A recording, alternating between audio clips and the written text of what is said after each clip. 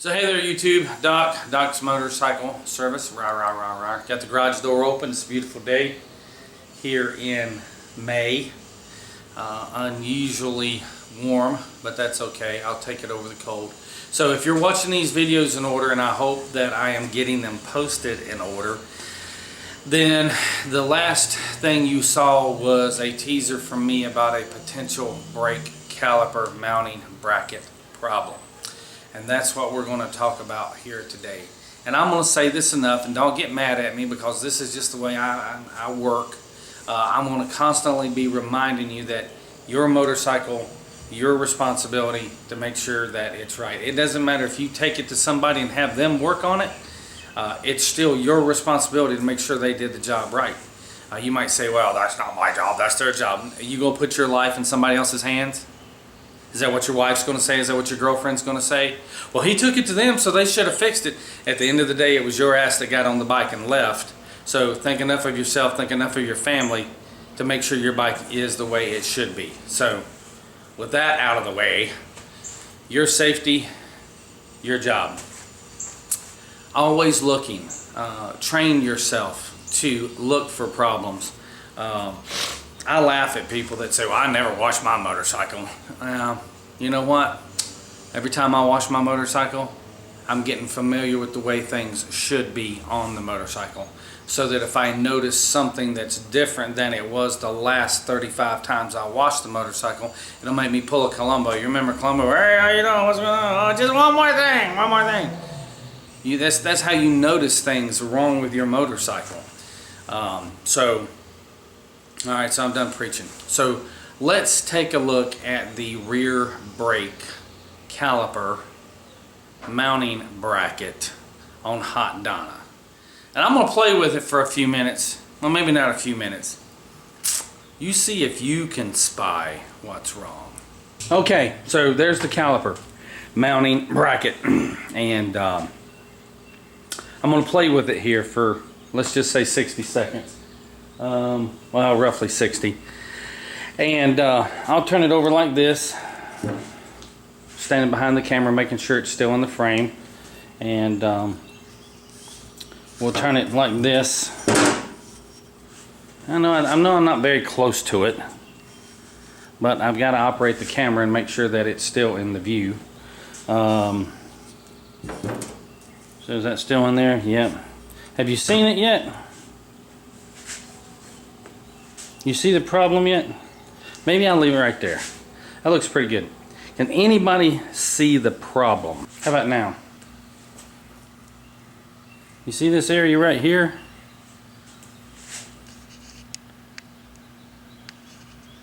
See those rub marks? Yeah, that shouldn't be there. Can't really tell on the top side. Can you see them now? Well, I'm going out of focus. See them right there? Yeah. Those really shouldn't be there. Okay. Rear wheel. Rim. Rear brake rotor. So I'm going to try to do this as the camera's running from one side of the lift while I'm standing on the other side playing with this thing. And I'm probably going to drop the tire and a couple other things. That's going to aggravate people, but let's see what happens. So here is your rear brake caliper off of Hot Donna. Okay. Your pads. So here's a set of disc brake pads. Yeah, they're, inspect them a little bit. They're oily, but that's okay. Donna had a little oil on them.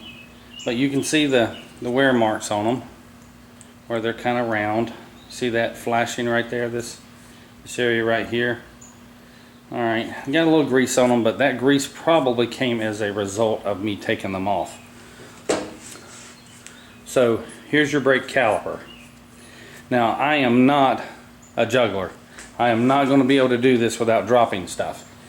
Here is your disc brake caliper mounting bracket, and this device here is going to work its way in like so.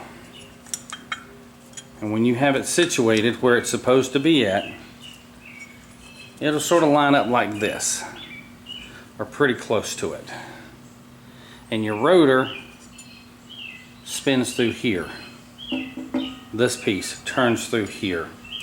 And your brake pads sit down here in this cavity.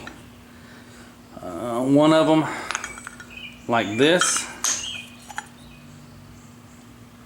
and the other one like that. And I may have to put this one in first.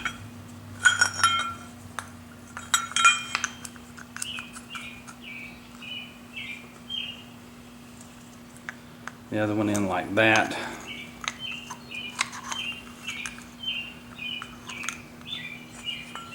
And then,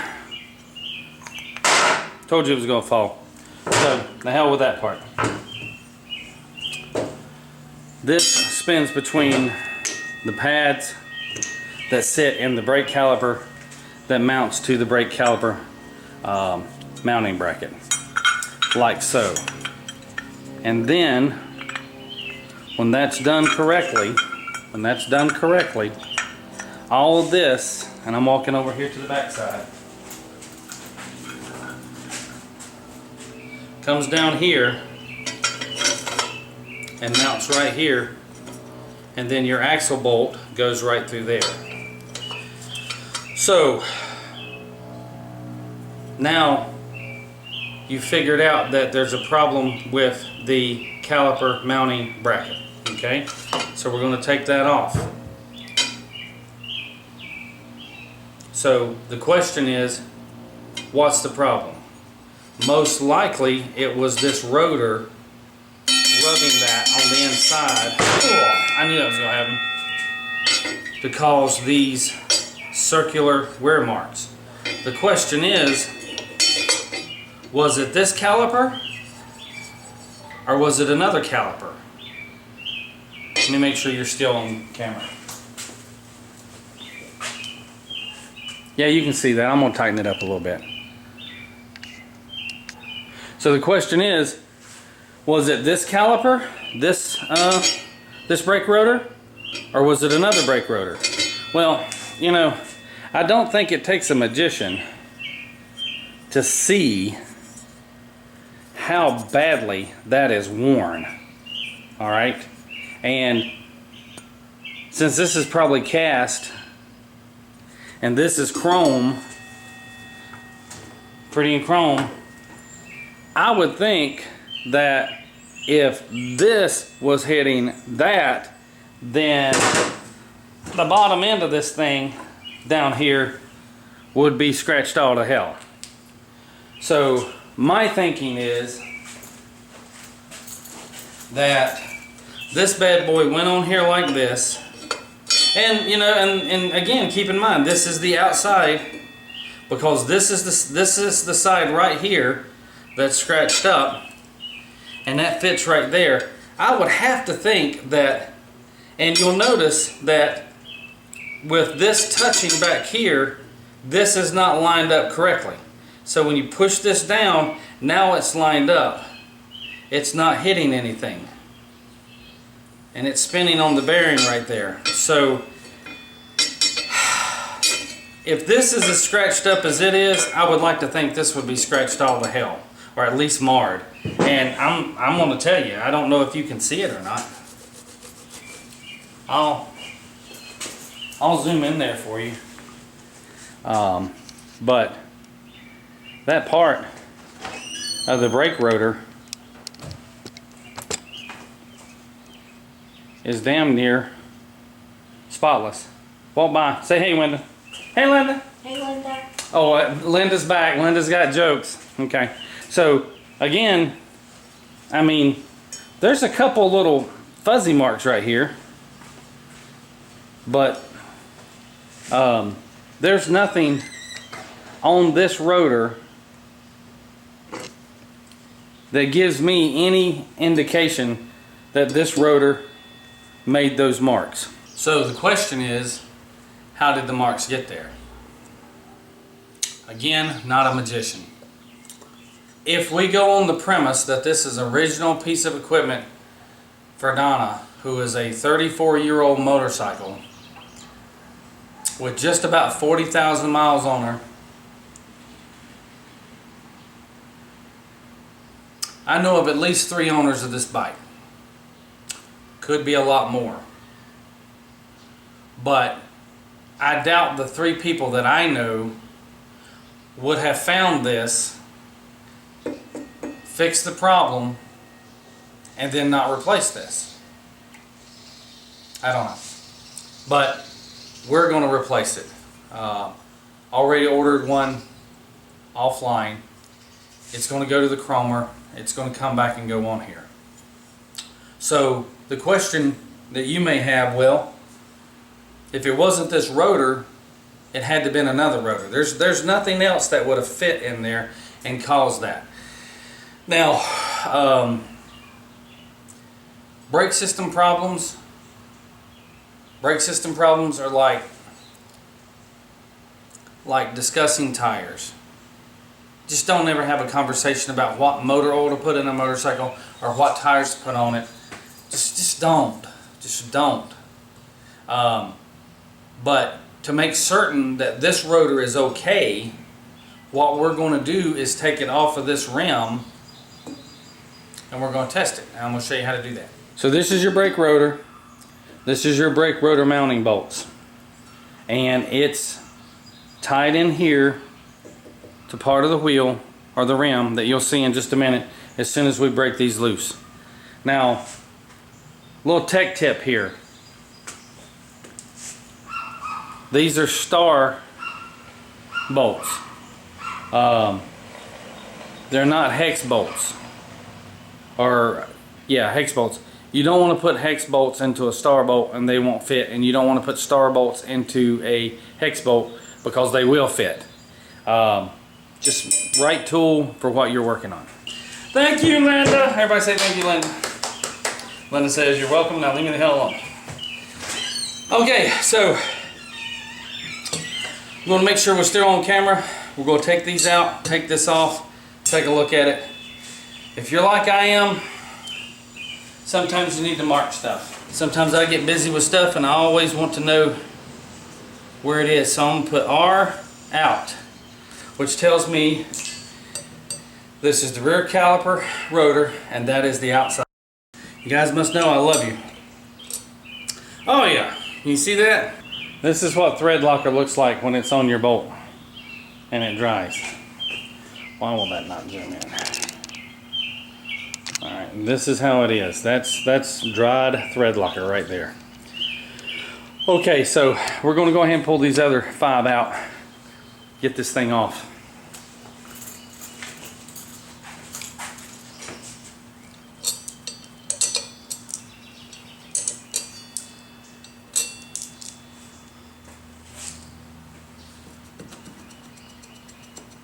Come on.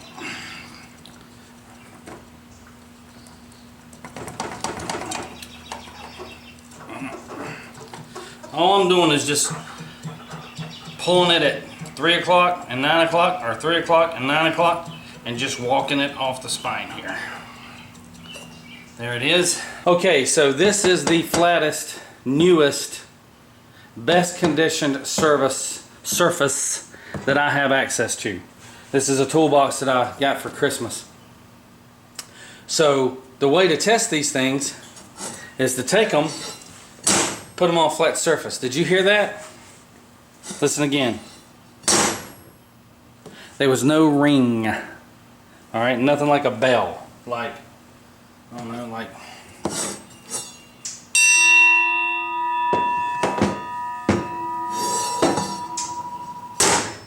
It died immediately.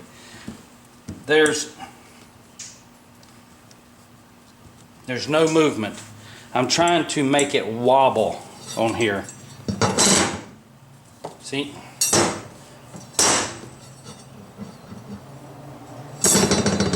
But that was on a nut. Well, that's a good example. Can you see this little bitty lock washer? Even if I do that little bitty lock washer, look. That says it's warped. You catching that? Okay, but without it, it's not moving. That's how you test your rotor, to make sure that it's not warped. I don't think. Let's see what we got here. Alright, so here comes the one off Donna. Here's this one. No, but look at this thing. I don't know if you can see it. You probably can't. But this thing is as rigid. And this looks like a caliper locked up on it. And it just kept turning. You follow me? So that's a bad one.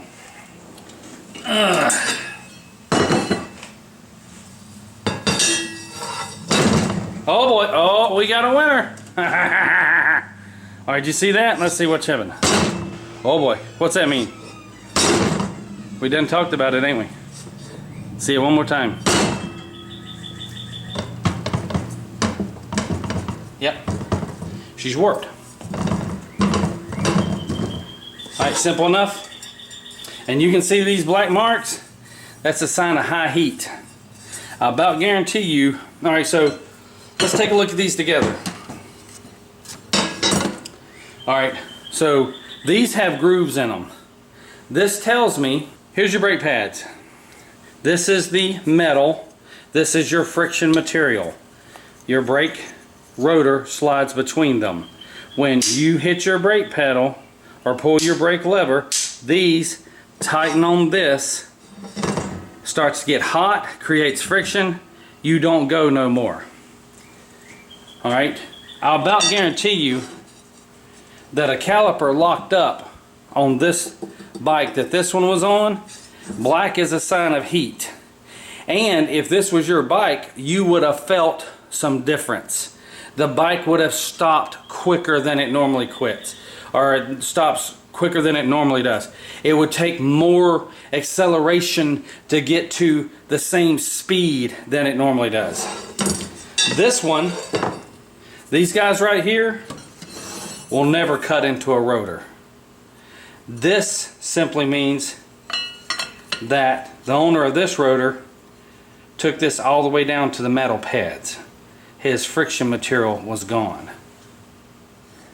So he basically had metal on metal. But I bet it didn't start until yesterday. Yeah, sure, whatever. Okay, so there you go. That one's good. Well, it's wasted now. And where do we go? Was it this one?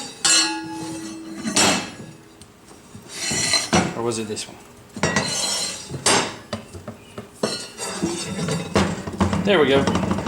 Winner, winner, chicken dinner. So, there you go. Warp rotor, not warp rotor. But guess what? They're both useless now. So, there you go. I hope this video was short. It was.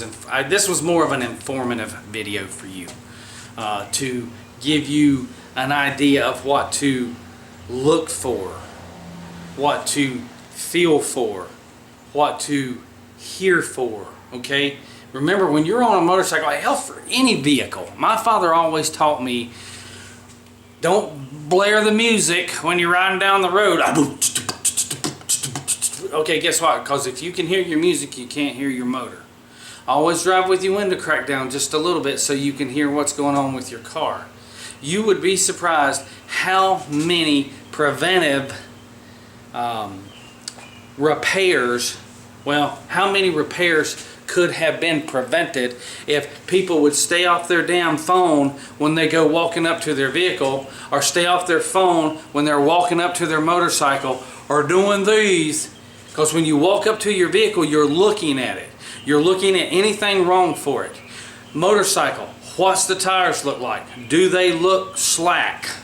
Less air? You ask yourself, well, how does it look if it's got slack air in it? How does it look when it's fully topped off? When was the last time you checked the air in it? Alright, walking up to the vehicle, is it leaning one way more than it should? Was that oil spot in the parking lot when you backed in? Or did it happen while you were there? I'm going to tell you something. I look at every damn parking spot I drive up to before I back into it. Why? I'm looking for screws. I'm looking for nails. I'm looking for glass. I'm looking for oil slicks. I want to know what's in that parking space before I put my bike in it. I am not the guy that says Harley Davidson's.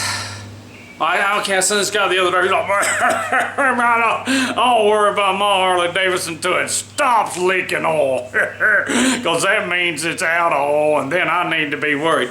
That's the biggest crock of shit I've ever seen in my life. It tells me you're a lazy son of a bitch who doesn't take care of your investment. Yep, I said it. I challenge you to doubt. I challenge you. Change my mind. Okay? Know your parking spaces. Know where you're going. Know what's in them. Know what your bike looks like from the front. Know what it looks like from the back. These are all things that you should make habit. If you ride a motorcycle every day like I do, 14, 15, 16,000 miles a year, yep, that's factual mileage. That's not this little, oh, it's too cold outside or it's too hot outside. I look at my bike as I'm walking up to it. I'm looking at my bike as I'm walking away from it. If there's something about my bike that's wrong, I'm going to hear it, I'm going to see it, or I'm going to feel it. I just showed you on them calipers. Those disc brake pads locked up on that one rotor. It ground. Can you imagine what that sounded like going down the road? It had to sound like two pieces of steel just rubbing each other. And what does two pieces of steel do when they rub each other? They grind. And not only should that owner have heard that, but he should have felt that. I'm just saying. You like throwing your money out there? You like throwing it away? Keep on. This is not the channel for you. So there you go. That's all we're going to go into today. It's cold beer time and Copenhagen time. So where are we at? Teaser for the next one. Don't forget to check out the website or the YouTube site. Going forward, frames in the truck, more items down here to go to the chromer. We've ordered the new wiring harness. We've ordered a new caliper brake mounting bracket. And probably won't have anything else to do for about a week or so. Because it's going to take 3 weeks for the chrome to get back. It's going to take 4 or 5 days for the wiring harness to get here. It's going to take about 7 to 10 days for the frame to get here. The last thing I took off of this bike was the wiring harness. So the wiring harness will be the first thing to go back on it.